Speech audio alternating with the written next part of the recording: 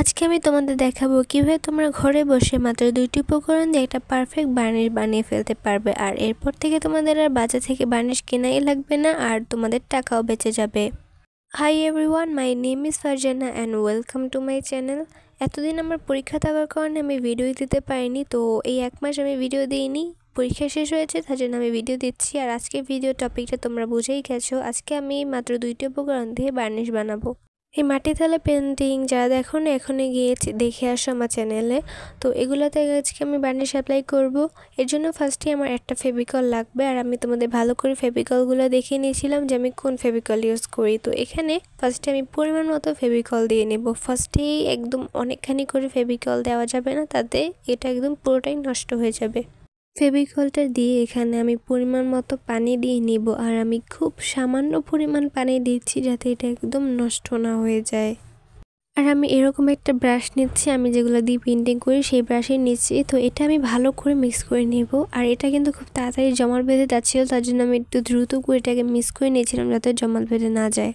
এরপর এতে আমি আরও একটু পানি দেওয়ার কারণে এটা একদম ঘেটে যাচ্ছিল, তার জন্য এতে আমি একটু পরিমাণ গ্লু দিই যাতে এটা একটু পারফেক্ট হয়। তো এটা একদম রেডি হয়ে গেছে। এটাকে এখন আমি আমার পেন্টিংগুলোর উপরে অ্যাপ্লাই করব। তো এটা অ্যাপ্লাই করার আগে যে কোনো বার্নিশ তুমি যেটা বাজার থেকে কেনো অথবা ঘরে বানাও, মাত্র 2টা জিনিস ফলো করতে হবে। সেটা হচ্ছে এগুলোর উপরে অ্যাপ্লাই করার আগে পেন্টিংগুলা অন্তত 2 থেকে 3 ঘন্টা রোদে শুকাতে হবে, না হলে পুরো কালারটাই নষ্ট হয়ে যাবে যখন এটা তুমি অ্যাপ্লাই করবা। তার জন্য 2 থেকে 3 ঘন্টা অবশ্যই রোদে শুকাতে হবে। এখানে আমার একটা মিস্টেক হয়েছে, যেটা হচ্ছে আমি এটা রোদেও শুকাতে পারিনি। আর সেকেন্ডটা হচ্ছে এটা অ্যাপ্লাই করার সময় একদম আলতো হাতে অ্যাপ্লাই করতে হবে যাতে কোনোভাবেই ঘষা না খায়। আমি এত জোরে দিতেছিলাম যে এটা একদম কালার নষ্ট হয়ে গেছে। তো এই ভুলটা তোমরা কেউ করে না আমার মতো। তো আমি সেকেন্ডটাই কিন্তু এই ভুলটা আর করিনি। রোদে অবশ্য দিতে পারিনি, বাট একদম আলতো হাতে করতেছিলাম যাতে কোনোভাবে কালারটা নষ্ট না হয়ে যায়। তোমরা 2 থেকে 3টা কোড অ্যাপ্লাই করতে পারো, কিন্তু একটা কোড শুকানোর পরে দেন আরেকটা কোড অ্যাপ্লাই করতে। অন্তত 3-4টা কোড অ্যাপ্লাই করলে এটা একটু সিকিউর থাকবে, মানে এটা সুরক্ষিত থাকবে যাতে এটা নষ্ট না হয়ে যায়। আমি একটা কোডই দিতেছি যেহেতু এটা আমি আবার বক্সে ভরে রাখবো। তো তোমরা চাইলে 3 থেকে 4টা কোড দিতেই পারো।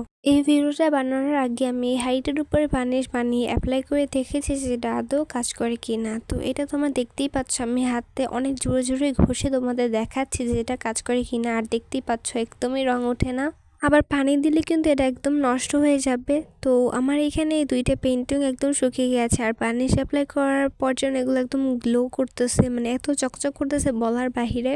তো আমি আমার এই 2টাতে অনেক ভালোভাবে ঘষে তোমার দেখিয়ে দিয়েছি যে এটা আদৌ কাজ করে কিনা। অ্যান্ড তোমরা তো দেখতেই পাচ্ছ খুব ভালো কাজ করে। তোমরাও বানিয়ে দেখতে পারো, এটা অনেক উপকারে আসবে।